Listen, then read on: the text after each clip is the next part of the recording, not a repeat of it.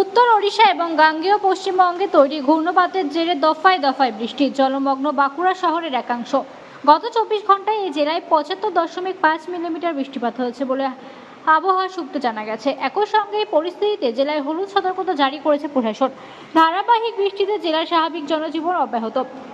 জলস্তর বাড়তে শুরু করেছে সবকটি নদীতে। জলমগ্ন বাঁকুড়া শহরের মলেশ্বর পল্লী, সতীঘাট, কমলারবাট, ভৈরবস্থান, সারদাপল্লী, কেন্দুয়াডিহি সহ বেশ কিছু এলাকা, ফলে চরম সমস্যার মধ্যে পড়েছে এলাকার বাসিন্দারা।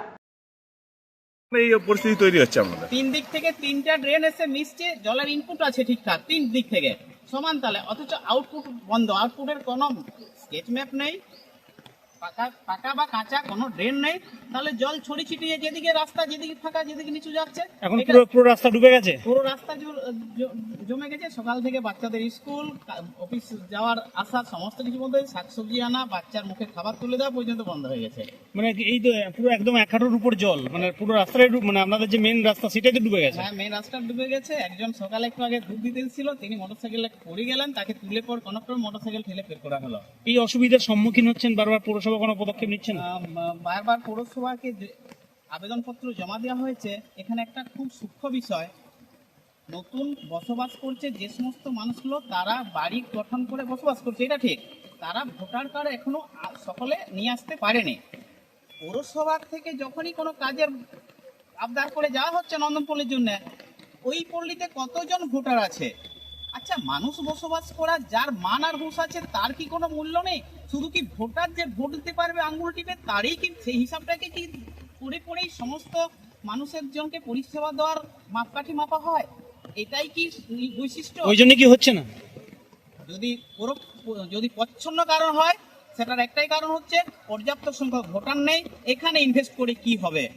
যে ইনভেস্টটা অন্য পাড়ায় করলে অনেক বেশি ভোটার পাওয়া যাবে, ভোট পাওয়া যাবে। শুধুমাত্র একটাই প্রচ্ছন্ন কারণ, যেটা প্রকট ভাবে কেউ উচ্চারণ করেনি, কিন্তু আমরা বারবার অ্যাপ্লিকেশন রিসিভ কপি আছে আমাদের নন্দনপল্লী থেকে, বারবার জমা করেছি, গেছি দরজায়, পুরুষ প্রধানকে করহাত করে মিনতি করেছে আমাদের দিকে জল নিকাশি ব্যবস্থা, পানীয় জলের ব্যবস্থা, আর এই রাস্তা, এই 3টার জন্য আবেদন করা হয়েছে, যেটা আমরা দলগতভাবেও গেছি, 2-4 জনেও গেছি, কিন্তু কোনো দৃষ্টিপাত বা কোনো এই দিক থেকে। কত নম্বর ওয়ার্ড আর কি নাম আপনার?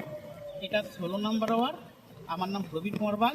এই এলাকার নাম প্রাইমারি স্কুলে শিক্ষকতা করি। এই জলের ভিতরে যাচ্ছে। এই এলাকাটার নাম? এই এলাকার নাম নন্দনপল্লী। এই জলে পেরানো অসুবিধা হচ্ছে, বাড়িতেও জল ঢুকে যাচ্ছে। জল ঢুকে গেছে? হ্যাঁ, যদি বৃষ্টি হয় কি আরো ভিতরে ঢুকে যাবে। কেন এখানে কি নিকাশি নলের অভাব রয়েছে নাকি? সেই কারণে কি কারণে জল ঢুকছে বলে মনে হচ্ছে? এত জল হু করে প্রচুর বৃষ্টি হচ্ছে? প্রচুর বৃষ্টি হচ্ছে, উপর থেকে জল আসছে, একেবারে মহামায়া যে নার্সিংহোম আছে ওইখান থেকে জল আসছে। এই জলটা কেন? এগুলো তো পৌরসভা তো ব্যবস্থা নিতে পারে, তার আগে খালগুলো যেগুলো আছে পরিষ্কার করতে। অনেক কমপ্লেন করেছি, করেছি, তবু কোনো ব্যবস্থা নিচ্ছে না। না, সমস্যায় পড়তে হচ্ছে আপনার। সমস্যা করতে হচ্ছে। বাড়ির ভিতরে জল ঢুকে যাচ্ছে? বাড়ির ভিতরে এখনো ঢুকেনি, এরপরে ঢুকে যাবে। মেজা মানে এমনি ঢুকেছে আর কি। আচ্ছা, আপনার নাম? আমার সুনীল কুমার দানা।